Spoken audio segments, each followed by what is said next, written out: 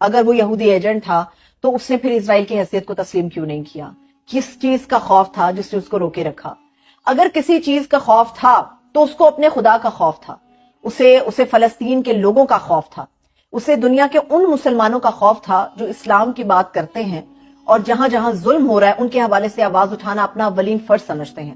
اس آدمی کو خوف تھا کہ جس ریاست مدینہ کی وہ بات کرتا ہے اس ریاست مدینہ کے لیے کون کون سے قربانیاں جو دینی پڑتی ہیں۔ میں کچھ جذباتی گفتگو نہیں کر رہی، نہ میں کسی جذبات کی طرف لوگوں کو لے کر جانا چاہتی ہوں، میں صرف آپ کے سامنے ایک بات کر رہی ہوں۔ اگر وہ یہودی ایجنٹ تھا تو وہ اسرائیل کو تسلیم کر لیتا۔ اسرائیل کو تسلیم کرنے کے ساتھ ہی بہت ساری انویسٹمنٹ پاکستان کے اندر آ سکتی تھی، پاکستان کی اکانومی بوسٹ ہو سکتی تھی۔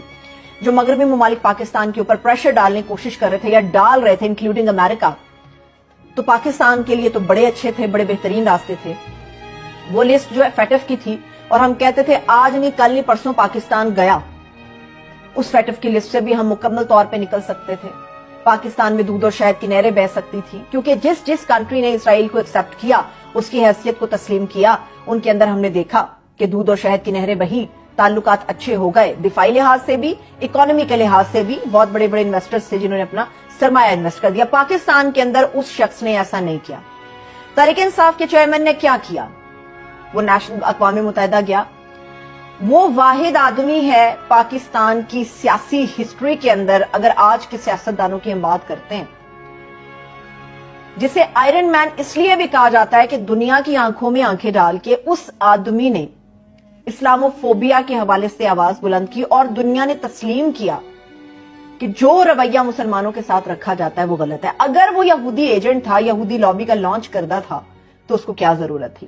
ایک ویڈیو آپ لوگوں کو بتاتی ہوں، شاید بہت سارے لوگوں نے وہ دیکھی بھی ہو، کہ جب اجلاس تھا اقوام متحدہ کا، اس سے پہلے تمام کنٹریز کے جتنے لوگ موجود تھے وہاں پہ سب لوگ بیٹھے ہوئے تھے، تو اسرائیل کا جو پرائم منسٹر آیا ان میں سے 90% ایسے لوگ تھے جو کہ اپنی کرسیوں سے کھڑے ہوئے، ہاتھ ملایا، اسے ویلکم کیا۔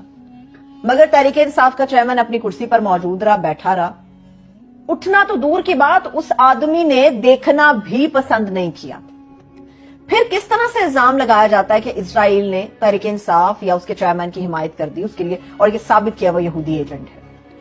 سب سے ایک اہم اور بات، اسرائیل نے بات کیا کی ہے؟ اسرائیل نے تو یہ بات کی ہے کہ انسانی حقوق کی خلاف ورزی ہو رہی ہے پاکستان کے اندر، جس طرح سے لاقانونیت بڑھتی جا رہی ہے، لوگوں کو گھروں سے اٹھایا جا رہا ہے، دہشت گردی کے پرچے کاٹے جا رہے ہیں، FIRs کٹ رہی ہیں، لوگ لاپتہ ہو رہے ہیں۔ یہ آواز اٹھائی اسرائیل نے۔ یقینی طور پہ اسے بات کرنا نہیں بنتی کیونکہ فلسطین کے اندر بھی وہ یہ سب کچھ کر رہا ہے، مگر بات اگر پاکستان کی اور تحریک انصاف کے چیئرمین کی ہے تو اسرائیل نے تو کہیں تحریک انصاف کا نام نہیں لیا، اسرائیل نے تو کہیں پہ تحریک انصاف کے چیئرمین کی بات نہیں کی، اسرائیل نے تو کہیں پہ بھی تحریک انصاف کے سپورٹرز کا نام نہیں لیا، ان کی بات نہیں کی۔ تو کس طرح سے اسے تحریک انصاف کے ساتھ جوڑا جا سکتا ہے؟ اب حکومتی پلان کیا ہے؟ حکومتی پلان یہ ہے کہ اب چونکہ تمام مسلمانوں کے دل دھڑکتے ہیں فلسطین کے لوگوں کے ساتھ، اپنے فلسطینی بہن بھائیوں کے ساتھ، بیت المقدس کے ساتھ، مسجد اقصی کے ساتھ ہمارے دل دھڑکتے ہیں۔ اب یہ پلان بنایا گیا ہے کہ اس طرح سے کھیلا جائے، اسرائیل کے ساتھ جوڑا جائے، لوگوں کی نفرت اس آدمی کے لیے پھیلائی جائے اور پھر اس آدمی کو نااہل کرا دیا جائے، ہمیشہ کے لیے مائنس کرا دیا جائے پاکستان کی سیاست سے۔ پہلے ہی وہ چند گھنٹے پہلے اس نے ایک انٹرویو دیا اور اس میں اس نے بتا دیا ہے کہ ممکن ہے کہ کمنگ منڈے اور نیکسٹ ویک کسی بھی دن اس کو اریسٹ کر لیا جائے گا۔ وہ 100% شور ہے اس بارے میں۔ یہ پورا جو گیم پلان ہے وہ اسی لیے ہے کہ اس کو سائیڈ لائن کرتے ہوئے پاکستان کے اندر الیکشن ہو، کیونکہ جب تک وہ آدمی سائیڈ لائن نہیں ہوگا، سائیڈ لائن اس کو مائنس کر کے بھی کیا جا سکتا ہے، اس کو